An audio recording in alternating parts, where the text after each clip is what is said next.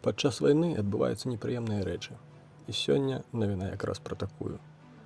26 чэрвеня пад Лісічанскам не стала нашага сябра, пабраціма і камандзіра батальёна «Волат» Вані Брэста. Ён загінуў, як і марыў, са зброяй у руках, стрымліваючы танкавы прарыў ворага і карэктуючы нашу артылерыю. Таксама падчас бою некалькі ваяроў зніклі без звестак. А Ян Тромблі, як стала вядома, патрапіў у палон. Ідучы на гэтую вайну, ваяваць на баку Украіны, беларусы паставілі на кон усё. Шанец вызваліць братэрскую краіну, і праз гэта вызваліць родную Беларусь з'яўляецца не кожны дзень.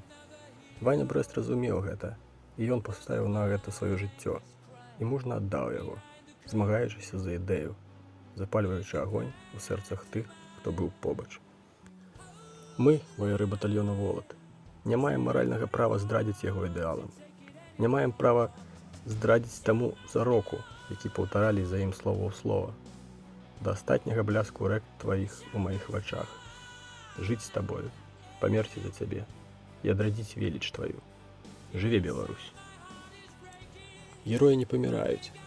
Так і ты, дружа, будзеш жыць у сэрцы кожнага з нас, хто быў побач з табою, хадзіў за табою баі і выконваў твае загады.